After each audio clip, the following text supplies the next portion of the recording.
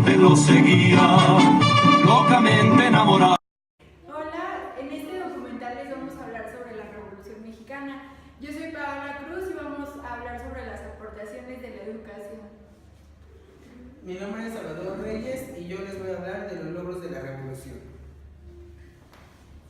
Mi nombre es Uri y voy a hablar sobre las causas políticas y la caída del dictador. Yo soy Naite Hernández y voy a hablar de las causas y causas económicas de la Revolución Mexicana. Espero les guste. Bienvenidos. Gracias. Revolución Mexicana fue un conflicto armado iniciado el 20 de noviembre de 1910. Un levantamiento encabezado por Francisco I. Madero Contra el presidente Porfirio Díaz. Se caracterizó por varios movimientos socialistas, liberales y anarquistas, agrarios, Populares, y 5 personajes importantes: Francisco I. Madero, Porfirio Díaz, Emiliano Zapata Francisco Villa y Venustiano Carranza.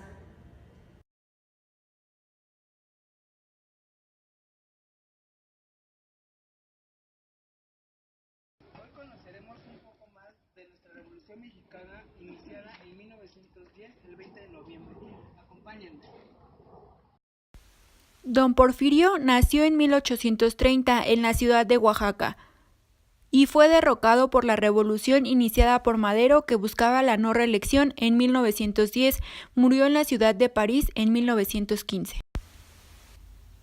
El ocaso del porfiriato. En los primeros años del porfiriato, la opinión pública en la prensa pedía sobre todo una cosa: la paz. La historia de México independiente se había caracterizado por la violencia, las guerras y los levantamientos, lo cual hacía que la necesidad principal en los ojos de todos fuera la tranquilidad pública. El general Porfirio Díaz consiguió la paz, sofocando con violencia cualquier movimiento rebelde. Otra meta fundamental de su gobierno fue incorporar a México la modernidad, desarrollar la industria y el transporte. El general Porfirio Díaz promovió eficazmente los ferrocarriles, el telégrafo, la agricultura y la industria en ciertas regiones. La prensa en el porfiriato. Durante la época porfiriana, periódicos como El Imparcial recibieron el apoyo del gobierno, ya que difundían sus logros materiales y escondían las injusticias sociales existentes. Pero publicaciones como El Diario del Hogar, El Monitor Republicano y El Hijo del Auzote criticaban las relaciones y el control que ejercía Porfirio Díaz. Esto hizo que fueran suspendidas sus redacciones, encarcelados a excepciones del diario Regeneración, que logró editarse desde San Antonio, Texas. La hacienda en el porfiriato. La hacienda nació en la época colonial. Originalmente se trataba de propiedades muy extensas en las que se explotaba ganado y aves de corral. Se sembraban productos agrícolas, alimenticios y textiles. Se explotaban canteras, minas y todo aquello que permitiera el abasto de sus dueños y sus trabajadores. Además, se producían algunos excedentes que se vendían en los mercados o en las grandes ciudades. El porfiriato heredó la forma productiva de la hacienda y fue en este periodo cuando alcanzó su mayor auge, aunque a costa de la explotación de las personas que trabajaban en ella. La ley de desamortización permitió incrementar la extensión de las haciendas.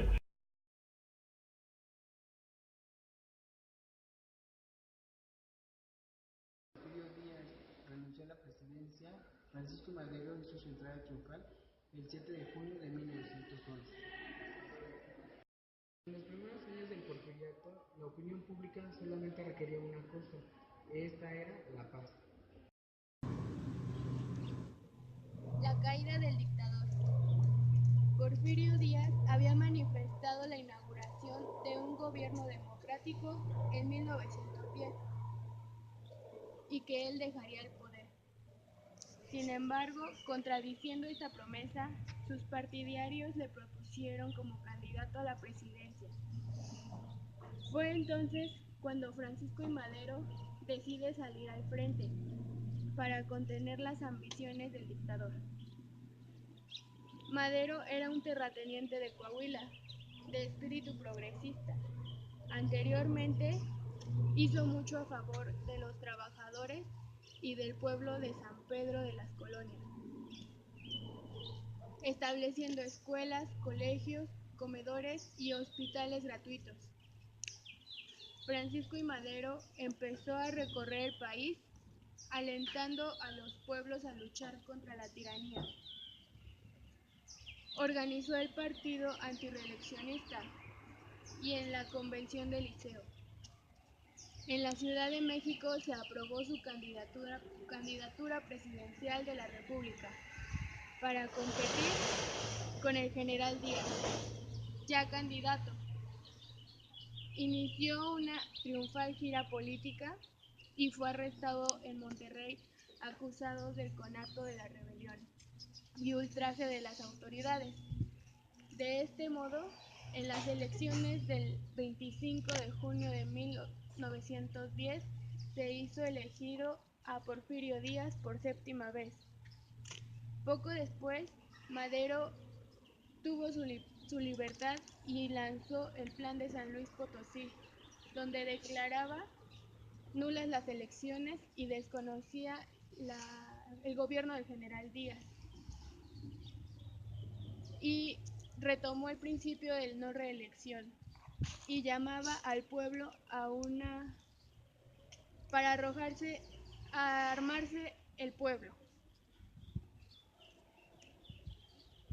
El pueblo apoyando se levantó en varios puntos del país el 20 de noviembre de 1910.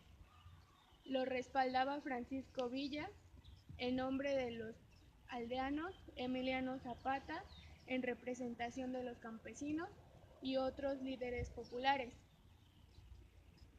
Díaz, mientras tanto, se disponía a defender su puesto.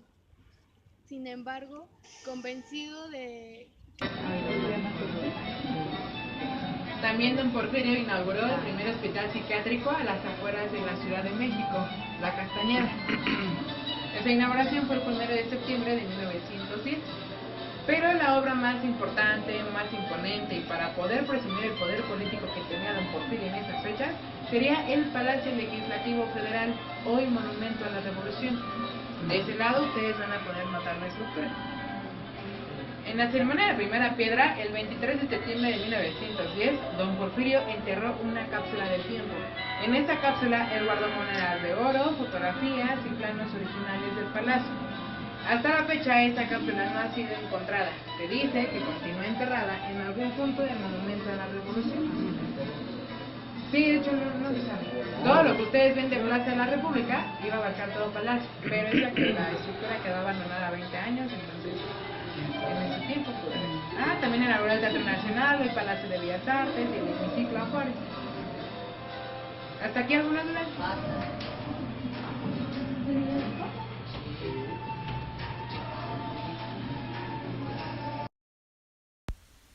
Francisco I. Madero nació en la ciudad de Parras, Coahuila, en 1873, después de haber realizado estudios de agricultura en Estados Unidos y de administración en Francia. Madero creó su propio partido, el Nacional Antirreeleccionista, en 1909, cuyo movimiento cobró tal fuerza que el mismo presidente Díaz se vio obligado a encarcelarlo. Desde su prisión, Madero suscribió el Plan de San Luis, cuya máxima era la no reelección de don Porfirio, encabezando un movimiento que terminaría derrocando al general Díaz entre 1910 y 1911.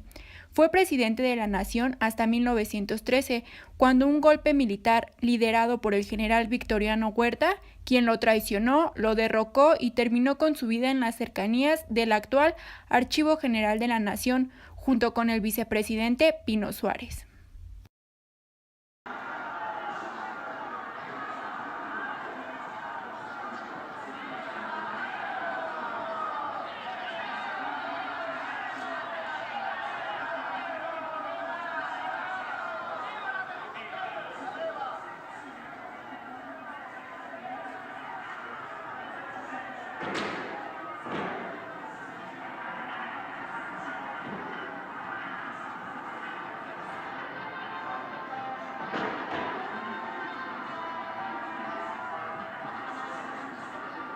Parecía que toda la ciudad se hubiera vaciado a las calles. En Plateros, en el 5 de Mayo, en la avenida Juárez, en las azoteas de las casas, en el Caballito no cabía una mujer. Muchos otros jinetes, además de Carlos IV, querían ver pasar a Madero.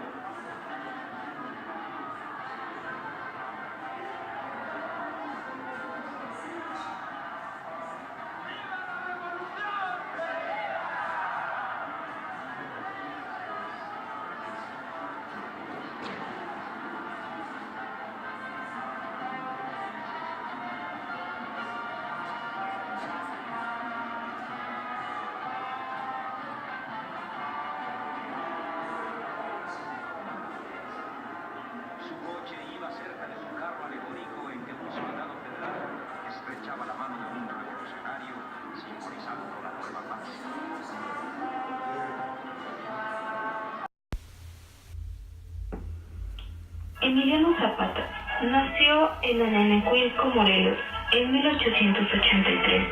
De origen humilde, Zapata es sin duda el símbolo máximo de la Revolución Mexicana. Sus ideales de tierra y libertad lo llevaron a proclamar en 1911 el Plan de Ayala, documento que exigía a los dueños de las haciendas la devolución de las tierras a la clase trabajadora. La campesina, de acuerdo con la tradición, fue traicionado por el coronel Jesús Guajardo y asesinado a la entrada de la hacienda de Chinameca, en las cercanías de Cuautla, Morelos, en 1919.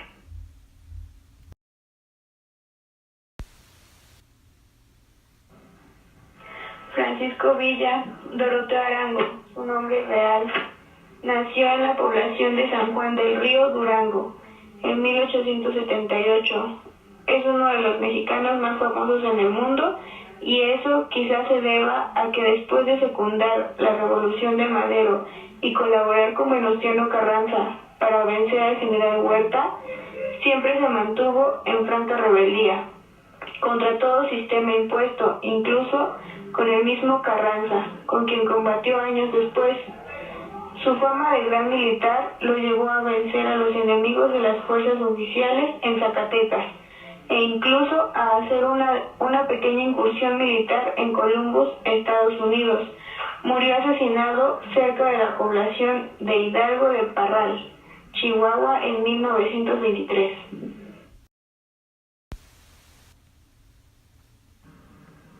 Venustiano Carranza nació en Cuatro Ciénegas, Coahuila, en 1859.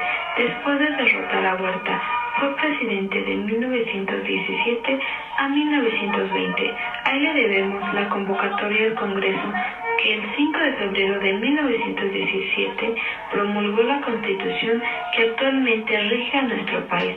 Murió asesinado en Puebla en 1920.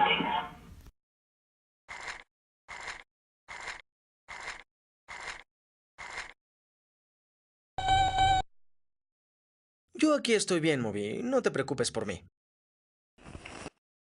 Queridos Timmy Moby, ¿por qué empezó la Revolución Mexicana? Gonzalo.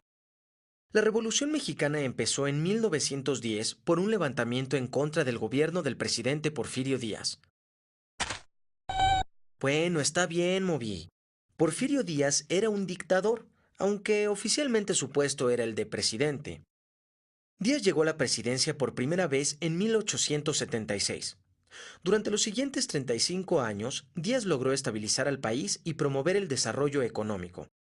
Se construyeron ferrocarriles, carreteras, minas y se recibió inversión extranjera, principalmente de Estados Unidos. A pesar de todo el desarrollo económico, Díaz y su gobierno no se preocuparon por combatir la pobreza en México. Bueno, Moby, la riqueza del país estaba en manos de poca gente. La mayoría de los mexicanos eran muy pobres. El campo estaba organizado en enormes ranchos llamados haciendas. En muchas de estas haciendas maltrataban a sus trabajadores. Sí, en muchos casos vivían igual o peor que esclavos. Esta situación era similar para los trabajadores en otros sectores, como en las minas y en los trenes. Además, como tú bien me recordaste, Moby, Porfirio Díaz se había convertido prácticamente en un dictador. En 1876, Díaz había llegado al poder bajo el lema de no reelección, limitando a cada presidente a un solo periodo de 4 años en el poder. En 1884 se hizo reelegir por primera vez, violando su propia política una y otra vez hasta las elecciones de 1910. Al acercarse las elecciones de 1910, Díaz habló sobre la democracia en México en las entrevistas Díaz-Crillman, donde dijo que México estaba listo para un nuevo presidente. En consecuencia, un grupo de ricos hacendados se unieron para apoyar a Francisco I. Madero como candidato a la presidencia bajo el lema sufragio efectivo, no reelección. Madero estaba seguro de poder ganar esta elección y hasta había escrito un libro sobre ella. Díaz se dio cuenta de esto y mandó encarcelar a Madero. Cuando llegó la elección, Díaz organizó un fraude y se declaró ganador. Madero escapó de la cárcel y vio que solo a través de una lucha armada podría haber democracia en México. Madero escribió el Plan de San Luis, llamando a todo el pueblo a levantarse contra Díaz. El 20 de noviembre de 1910 empezó la Revolución Mexicana. A Madero se unieron activistas y revolucionarios de todo el país. En el norte, Pascual Orozco y Pancho Villa formaron un ejército conocido como la División del Norte. En el sur, Emiliano Zapata se unió al levantamiento con el lema Tierra y Libertad. Con tantos enemigos, el gobierno de Díaz duró poco más, y en 1911 Madero asumió la presidencia. Madero tenía las mejores intenciones, pero el país tenía muchísimos problemas después de 35 años de dictadura. Orozco, Villa y Zapata sintieron que Madero se estaba tardando demasiado para cumplir sus promesas, y continuaron sus movimientos armados.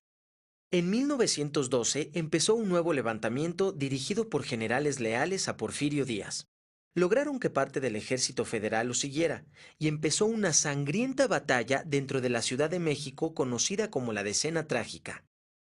Durante esta batalla, Madero se vio obligado a nombrar a Victoriano Huerta como secretario de Guerra y Marina. Huerta no tardó en traicionar a Madero, encarcelarlo y ordenar su asesinato. Huerta aprovechó este momento y con el apoyo del embajador de Estados Unidos, Henry Lane Wilson, salió victorioso de la batalla y convirtió a México en una dictadura militar, usando el ejército para reprimir a quienes se opusieron a él. Sí, Moby, Huerta es recordado como uno de los peores traidores de la historia de México. Huerta se hizo de muchos enemigos y se levantaron en su contra personajes como Venustiano Carranza y Álvaro Obregón. Todos los revolucionarios unieron sus fuerzas para derrocarlo. Bueno, ahí acabó la primera etapa de la revolución. Zapata, Villa, Carranza y Obregón pasaron otros 6 años luchando por el poder hasta que finalmente acabó la guerra en 1920.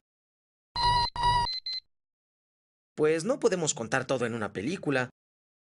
Bueno, resolver los problemas de trabajadores y del campo no es tan fácil. Derrocar al dictador es buen comienzo.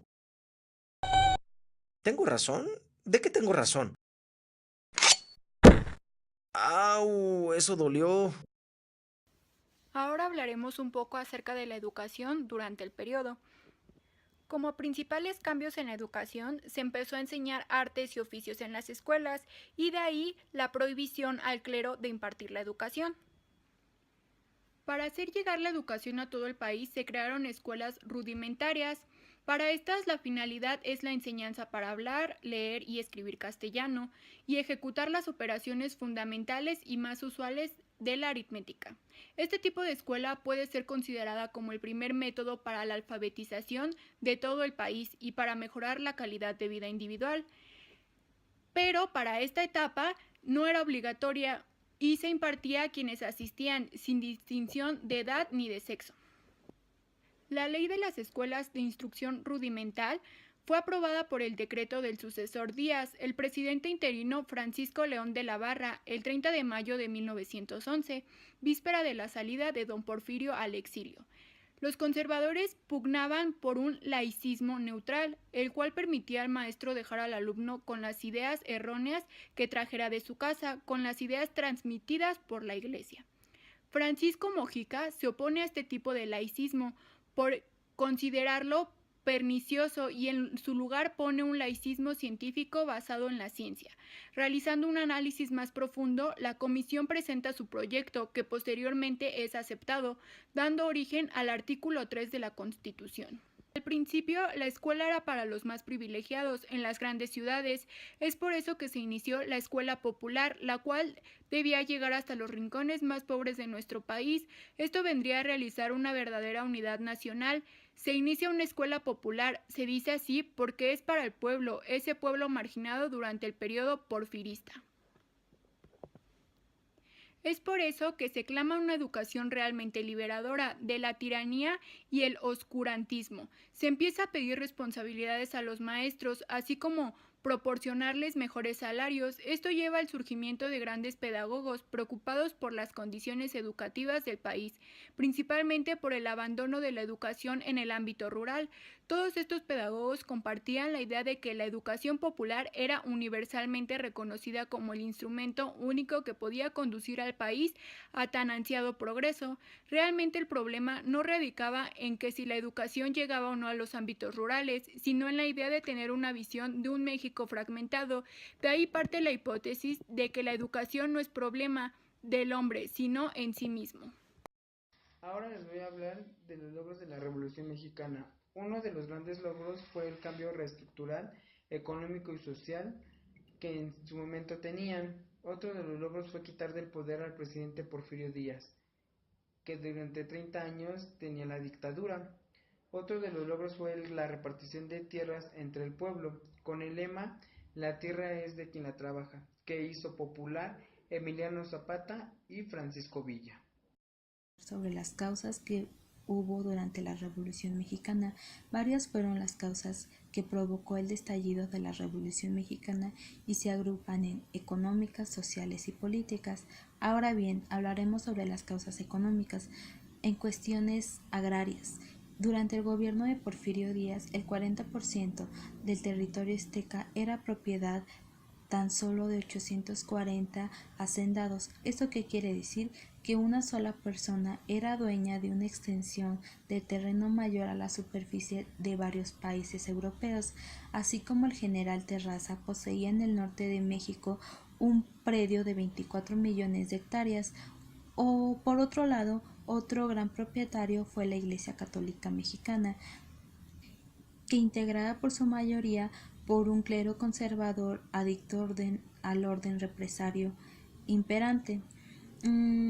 Fue la causa del procedente en la historia mundial.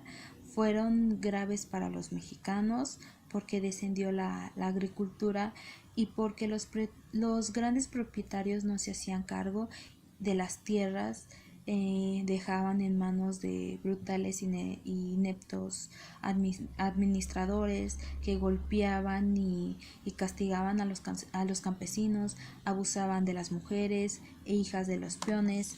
Ahora, yo les voy a hablar sobre el régimen económico injusto. ¿Cuál fue el régimen injusto? Bajo el lema bajo política y mucha administración.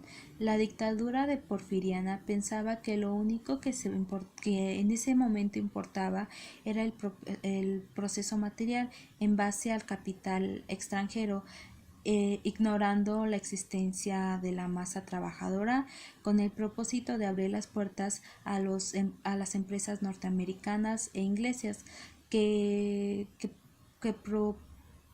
se hicieron acreedoras de grandes riquezas nacionales y llegaron a ser dueños y administradores de ferrocarriles y controlaban las ricas minas de San Luis Potosí, los productos del suelo, del mar, foreste.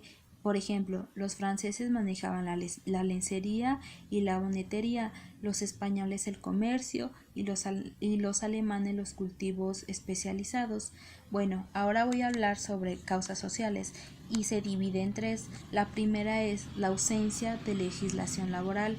No existía una legislación que protegiera a los obreros y a los campesinos de las huelgas. Estaban prohibidas y sancionaban severamente a quien hacía ese tipo de cosas.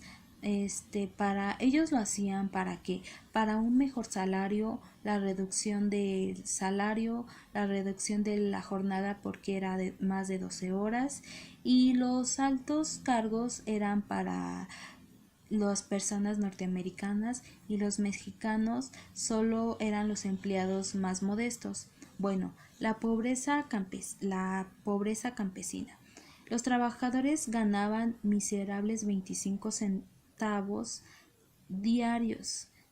Entonces, a finales de la colonia era imposible que ellos tuvieran mucho dinero porque en ese entonces los precios se elevaban al triple. Al mismo tiempo sufrían por la tienda de rayas, que los propietarios de la hacienda vendían los jabones, el maíz, el aguardiente, entre otras cosas, y lo que necesitaban a precios mucho más elevados que a los mercados.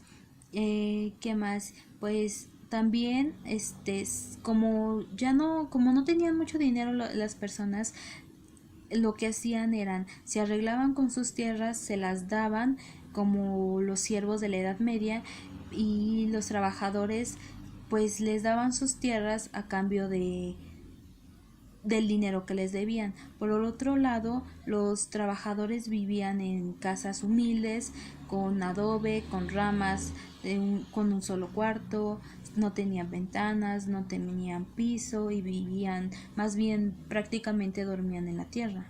Y por último, la división social. La pirámide social mexicana estaba conformada por diversas clases sociales, entre las cuales habían marcado la diferencia. En los rangos más altos, las grandes latifundistas, los caudillos políticos, los miembros más altos del clero, los empresarios extranjeros y nacionales, según los pequeños burguesías, y hasta el último como base eran los campesinos y obreros, que vendían las condiciones infrahumanas. Bueno, ahorita les vamos a seguir explicando cuáles fueron los siguientes pasos de la Revolución Mexicana.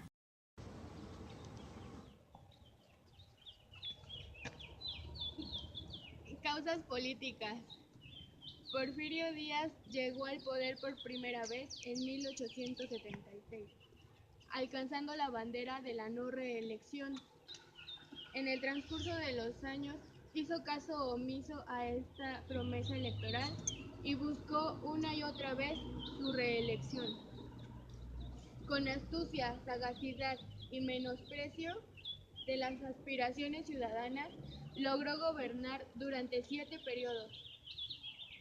Un caso realmente insólito e intolerable.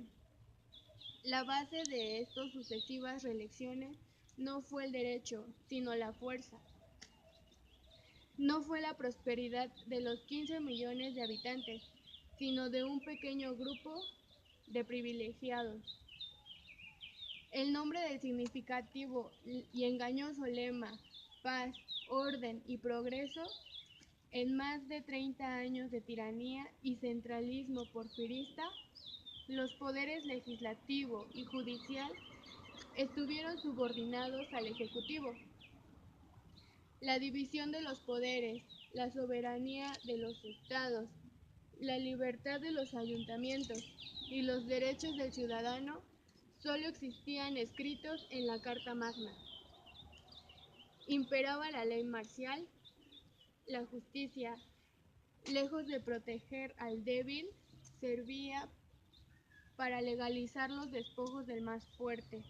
Los jueces, en vez de encarnar la justicia, se convertían en el agente del ejecutivo. Las cámaras legislativas no tenían otra voluntad que la del dictador. Los gobernantes del Estado, nombrados por él, designaban e imponían a las autoridades municipales. Fin.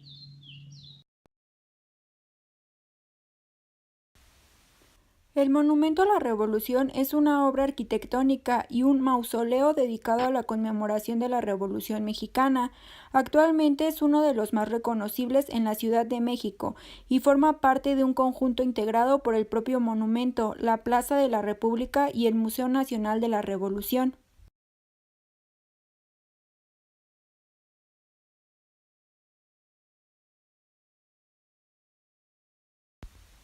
El monumento, que está considerado como una obra pionera de la transición de la arquitectura mexicana hacia la modernidad, con el paso del tiempo también se ha convertido en un mausoleo de próceres revolucionarios.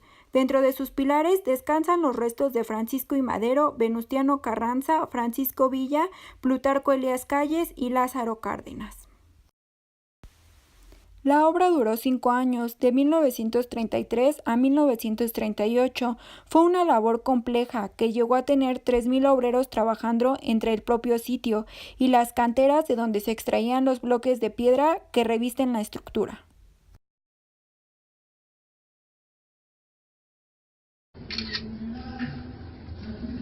Esta piedra que nos está rodeando se llama chiluca. Fue traída en los años 30 del estado de Hidalgo. Actualmente se encuentra en preservación. Más adelante la verán en forma de 5 gradas, por lo que se les pide no subirse.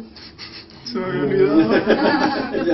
Sobre también de la exposición bajo la mira 75 rifles de cristal, los cuales están simulando una traición. Continúan su recorrido, le dan la vuelta y bajan por esas escaleras. Ese sentimiento de rabia,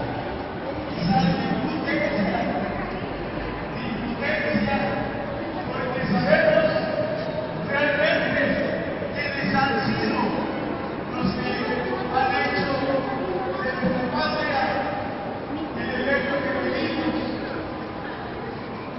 de injusticia, de barbarie, los intentos de despojo de nuestras tierras.